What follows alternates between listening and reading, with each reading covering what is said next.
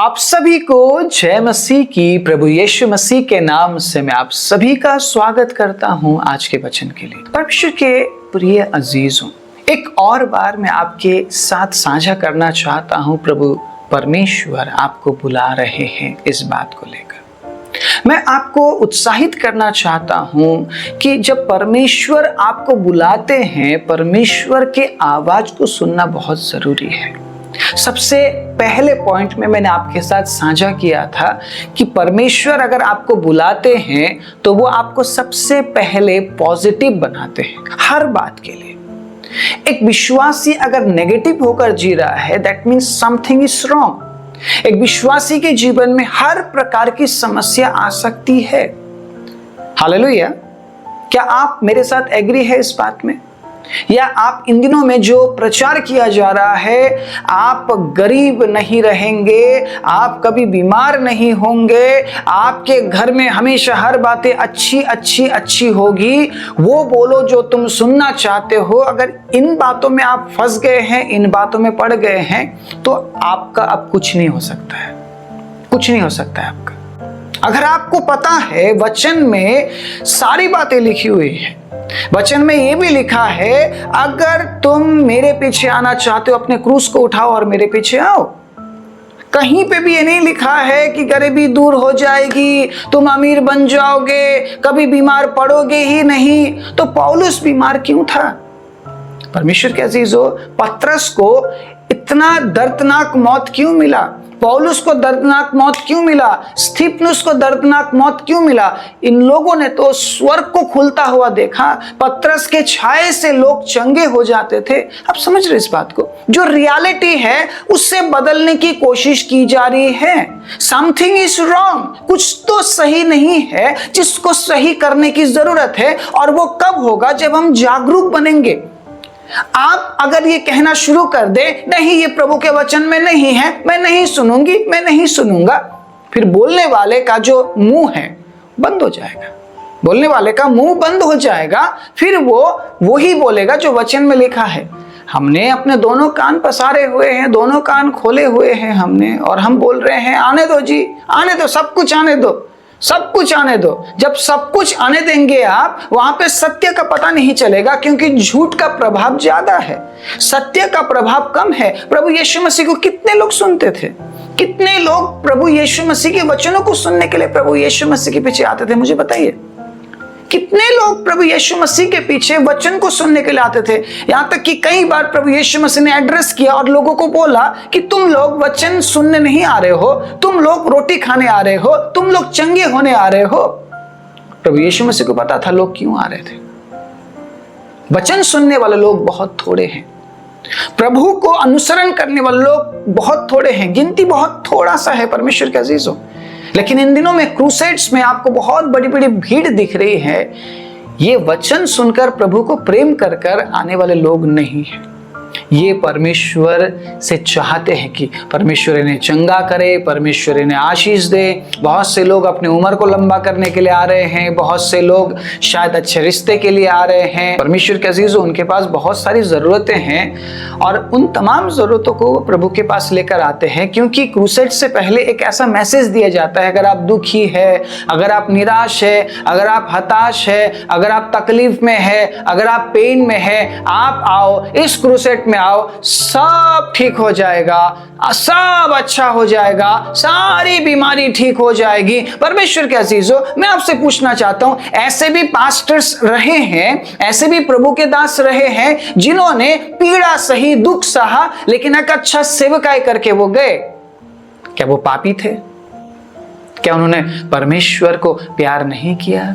परमेश्वर के अजीजों, क्या वो वचन से प्यार नहीं करते थे? क्या वो झूठे थे परमेश्वर के अजीजों कि उनको ऐसा लाइफ जीना पड़ा? बहुत से पास्टरों के मैं कई बार टेस्टिमनी सुनता हूँ और परमेश्वर के अजीजों, मेरा दिल भर आता है, मेरे आंखों में आंसू आते हैं उनके जीवन के कहानियों को सुनकर कि किस हालात से प्रभु ने उनको उठाया। प्रभु पर विश्वास करने के बाद भी बहुत बुरे परिस्थितियों में वो थे, लेकिन समय पर प्रभु ने उठाया है, लेकिन प्रभु ने सिखाया भी है। हालेलुया। प्रभु ने सिखाया है हर परिस्थिति में पॉजिटिव होना। प्रभु ने सिखाया है हर परिस्थिति में परमेश्वर के वचन को स्मरण करना। प्रभु ने अपने वचन के जरिए उन्हें तैयार किया, क्योंकि सबसे पहले प्रभु ने उन्हें पॉजिटिव बनाने का काम किया। जैसे ही आप प्रभु में आते हैं, तुरंत प्रभु अपने वचन को डालकर आपको बनाना शुरू नहीं करता, पहले वो पॉजिटिव बनाता है आपको, ऐसे ऐसे परिस्थितियों में रखता है ताकि आप हर परिस्थिति के लिए प्रभु को धन्यवाद दे सके, क्योंकि वो दिन का भी परमेश्वर है तो वो रात का भी परमेश्वर है। हालेलुया। वो सुबह का परमेश्वर है तो वो शाम का भी परमेश्वर है, वो हर एक समय का परमेश्वर है। जब आप दुख में होते हैं तब भी वो आपका परमेश्वर है, और जब आप सुख में होते हैं तब भी वो आपका परमेश्वर है। जब आप बीमारी में हैं तब भी वो आपका परमेश्वर है, और जब आप स्वस्थ हैं, आप चंगे हैं, तब भी वो आपका परमेश्वर है। वो यहोवा राफा है, क्योंकि वो चंगाई देता है, और चंगाई की हमें तब जरूरत पड़ती है जब हम बीमार पड़ते हैं। परमेश्वर के अजीजों, इस लाइफ को बैलेंस करना पड़ेगा। आप ये नहीं बोल सकते हो कि मैं कभी बीमार होऊंगा ही नहीं, ये गलत प्रेडिक्शन है। परमेश्वर के अजीजों, कुछ भी हो सकता है। आपका दांत खराब हो सकता है, आंख खराब हो सकता है, कान खराब हो सकता है, कुछ भी हो सकता है, कुछ भी समस्या हो सकती है। लेकिन जब आप ये कहते हैं चाहे कोई भी समस्या हो, प्रभु मैं आप में बना रहूंगा, वो है एक सच्चे विश्वासी का चिन्ह। ऐसे तो आने वाले दिनों में लोग उठ खड़े होंगे और बोलेंगे, घोषणा करो मैं कभी नहीं मरूंगा, मैं कभी नहीं मरूंगा, मैं मृत्यु को नहीं देखूंगा। इन दिनों में आपका उम्र तो घोषणा से लंबा कर दिया जा रहा है, लेकिन आने वाले दिनों में ऐसा भी होगा, लोग आएंगे, लोग उठ खड़े होंगे, सेलिब्रिटी पास्टर्स खड़े होंगे जिनको आप बहुत ज्यादा सुनना पसंद करते हैं, वो उठकर खड़े होंगे और बोलेंगे, घोषणा करो मैं कभी नहीं मरूंगा, घोषणा करो ऐसा हो जाएगा। आप बोलेंगे, आप घोषणा करेंगे, और आप प्रभु यीशु मसीह को जिन की तरह इस्तेमाल करेंगे। खुल जा सिम सिम, फटाक से खोला, काम किया, चलो जी अंदर चले जाओ, क्योंकि उसके बाद यीशु मसीह की हमें जरूरत नहीं है।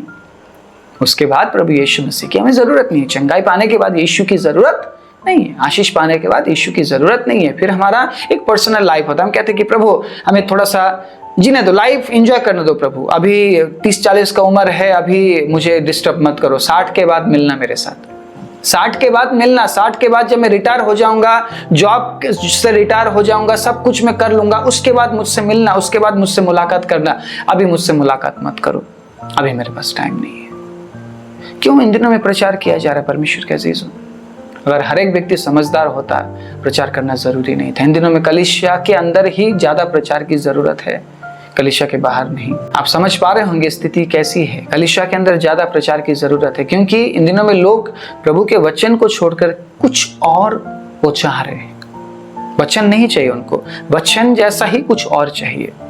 समझने वालों के लिए इशारा काफी है।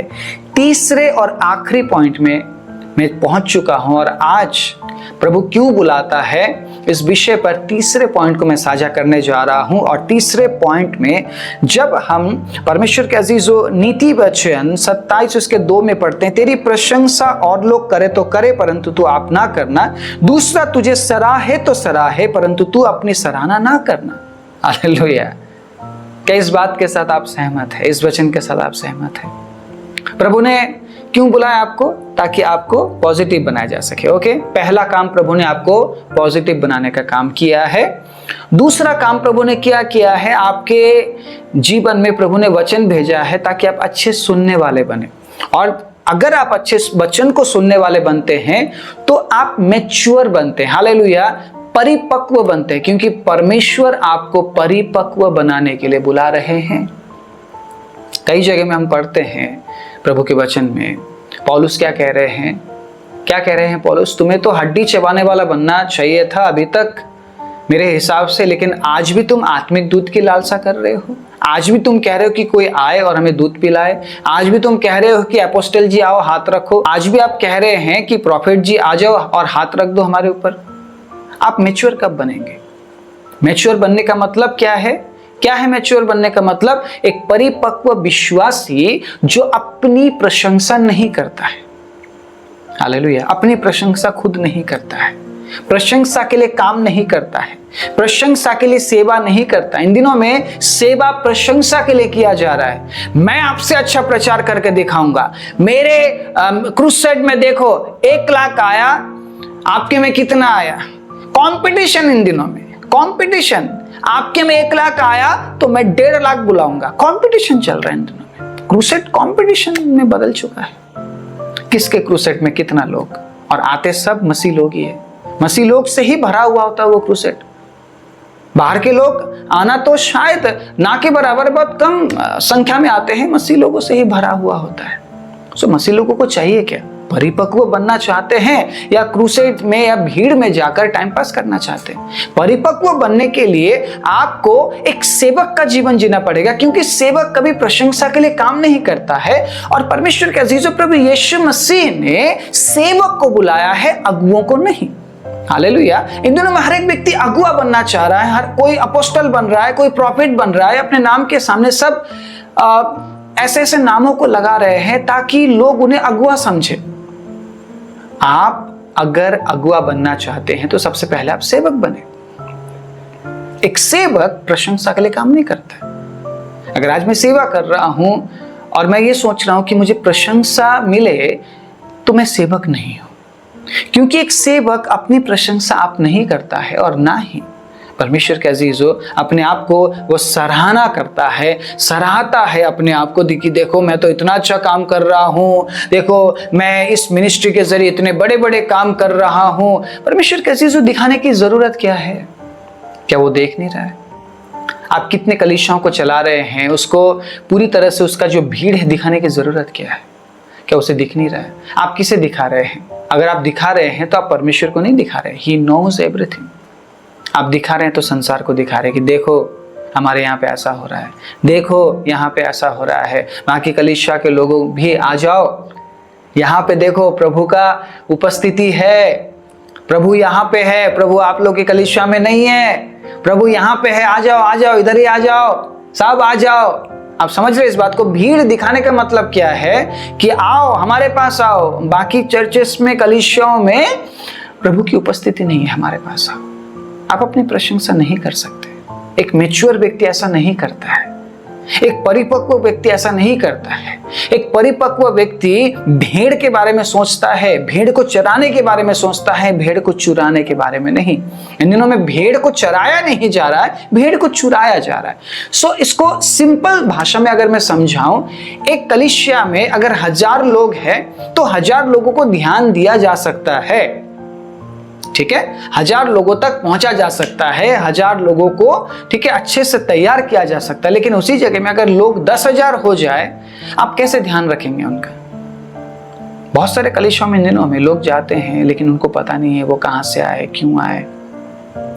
कंटिन्यूली जाते हैं तब भी उन्हें कोई मतलब नहीं है, क्योंकि आप समझ रहे मेरी बात, वहां भीड़ को चराने का काम नहीं चल रहा है, भीड़ को चुराने का काम चल रहा है।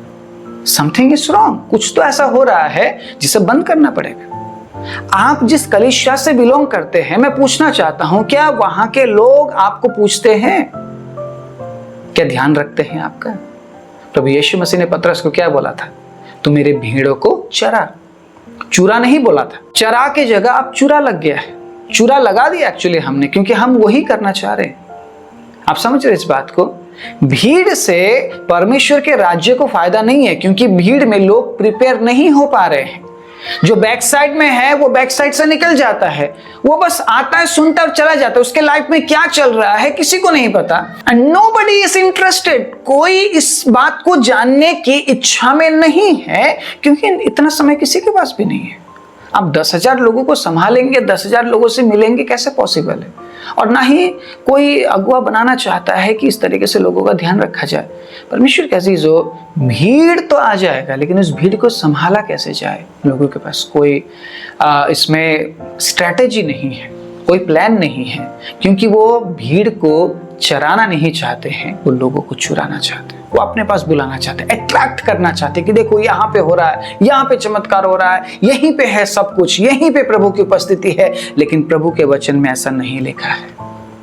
वन मैन आर्मी के बारे में, वन मैन शो के बारे में प्रभु के वचन में नहीं लिखा है। वचन में लिखा है संगति के बारे में। Everyone is important. छोटे से छोटा व्यक्ति महत्वपूर्ण है, ठीक है, बड़ा नहीं कोई, छोटा नहीं कोई प्रभु के राज्य में, लेकिन हर एक पर्सन इंपॉर्टेंट है कलीसिया के अंदर।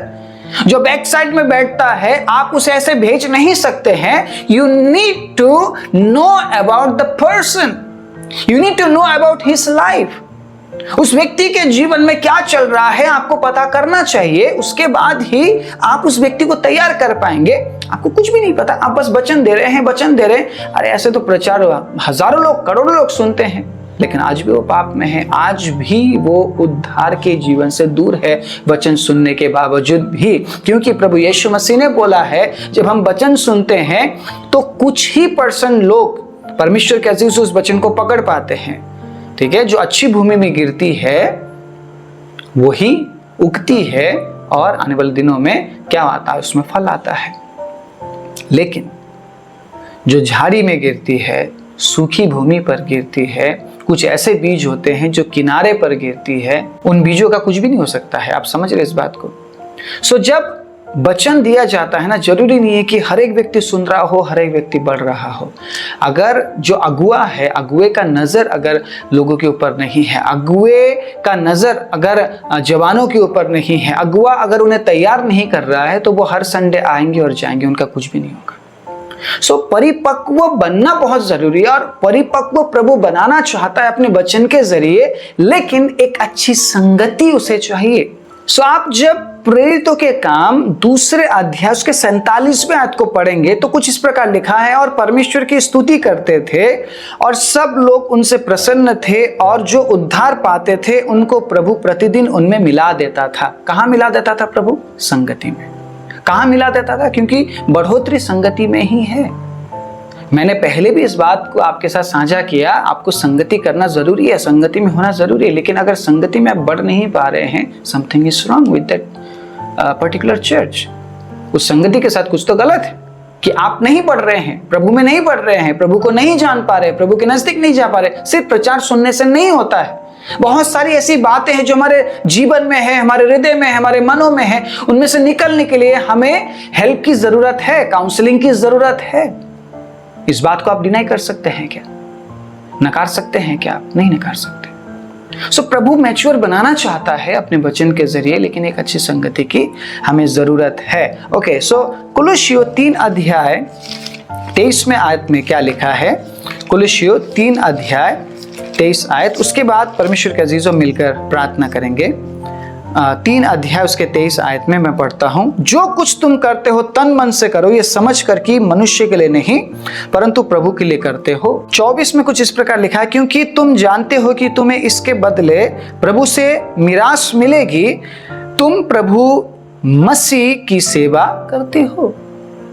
अगर आज मैं सेवा कर रहा हूं, या जो भी मैं कर रहा हूं, मैं गीत गाते हुए प्रभु की सेवा कर रहा हूं, दान देते हुए मैं प्रभु की सेवा कर रहा हूं, प्रचार करते हुए सेवा कर रहा हूं, मुझे ये सोचकर नहीं करना है कि मैं किसी इंसान के लिए कर रहा हूं। अगर मैं ऐसा सोच रहा हूं तो मैं मैच्योर नहीं बन पाया। परमेश्वर के अजीजों, अगर आज आप या कोई भी हो, अगर हम कुछ भी कर रहे हैं, छोटे से छोटा काम या बड़े से बड़ा काम, हम ये सोचकर कर रहे हैं कि हम लोगों के लिए कर रहे हैं, किसी कलीसिया के लिए कर रहे हैं, हमें प्रभु से कुछ भी नहीं मिलने वाला। लेकिन अगर हम मसीह की सेवा करते हुए एक मैच्योर विचार से इन तमाम कामों को करते हैं, तो प्रभु से हमें जरूर आशीष मिलेगी। और प्रभु आपको आशीषित देखना चाहता है, प्रभु आपको आशीषित बनाना चाहता है। प्रभु चाहता है कि आप परमेश्वर के अजीज हो, प्रभु के राज्य के लिए अद्भुत कामों को करें, लेकिन वो कैसे होगा? जब आप मैच्योर बनेंगे। मूसा मैच्योर बना, इसीलिए परमेश्वर मूसा को मिस्र भेज पाया। आप समझ रहे इस बात को? मूसा पॉजिटिव बना, मूसा परमेश्वर के आवाज को सुनने वाला बना, परमेश्वर के आज्ञाओं को मानने वाला बना। उसके बाद परमेश्वर ने मूसा को मैच्योर बनाया। Praise the Lord. प्रभु का वचन आपको मैच्योर बनाता है, परिपक्व बनाता है। क्योंकि जब मूसा परमेश्वर से बात करके नीचे आया तो लोग मूसा के फेस को देख नहीं पाए। सूर्य से भी ज्यादा चमकदार उसका फेस लग रहा था, उसका चेहरा लग रहा था। और कई दिन तक मूसा ने अपने चेहरे को ढककर इजरायलियों के साथ बात किया है। हालेलुया। हम देखते हैं मूसा के प्रति परमेश्वर का रवैया कैसा था, मूसा के प्रति परमेश्वर का सोच कैसा था। परमेश्वर ने मूसा के लिए कहा, तुझसे ज्यादा नम्र इंसान इस पृथ्वी में कोई भी नहीं। अगर आप वाकई में एक परिपक्व व्यक्ति बनना चाहते हैं तो प्रभु आप में इन तमाम बातों को ढूंढेगा। आपके जीवन में नम्रता ढूंढेगा, सेवक का हृदय ढूंढेगा। प्रभु आपके जीवन में परमेश्वर के अजीजों ऐसी बातों को ढूंढेगा कि आप जो कर रहे हैं क्या वाकई में आप परमेश्वर की महिमा के लिए कर रहे हैं या अपनी सराहना करने के लिए। अगर आप वाकई में एक परिपक्व व्यक्ति बन चुके हैं तो आप इन बातों को ध्यान रखेंगे और परमेश्वर की महिमा के लिए काम करेंगे, क्योंकि आप जान गए हैं आपको रिवार्ड इंसान से नहीं, आपको रिवार्ड परमेश्वर से मिलेगा। आइए अपनी आंखों को बंद करें। राजाओं के राजा प्रभुओं के प्रभु हम धन्यवाद देते हैं अद्भुत समय के लिए। प्रभु आज तीसरे भाग में भी आपकी उपस्थिति रही है, आपने हमसे बात किया है, आपने अपने बच्चों को छुआ है राजा, और इन दिनों में जो चल रहा है प्रभु उन बातों को भी आपने हमारे सामने रिवील किया है। पवित्र आत्मा आप सहायता कीजिए अंत के समय में प्रभु हम सही तरीके से वचन को पकड़े रह सके, वचन में बने रह सके और प्रभु परिपक्व बनते जाए, क्योंकि आप हमें लेने आ रहे हैं और जब आप हमें लेने आते हैं हम तैयार पाए जाए। सभी को बहुत आज से आशीष देते हुए प्रार्थना प्रभु यीशु मसीह के नाम से मांगते हैं, आमीन। अगर आज के वचन से प्रभु ने आपसे बात किया है तो डेफिनेटली इस चैनल को सब्सक्राइब करके जाइएगा, इस वीडियो को लाइक जरूर कीजिएगा और इस मैसेज को दूसरों के साथ साझा जरूर कीजिएगा। अगर आप हमें सहयोग करना चाहते हैं तो इस चैनल को ज्वाइन करते हुए या डिस्क्रिप्शन में दिए गए नंबर के जरिए आप हमें सहयोग भी कर सकते हैं। God bless you, Prabhu Ashish they.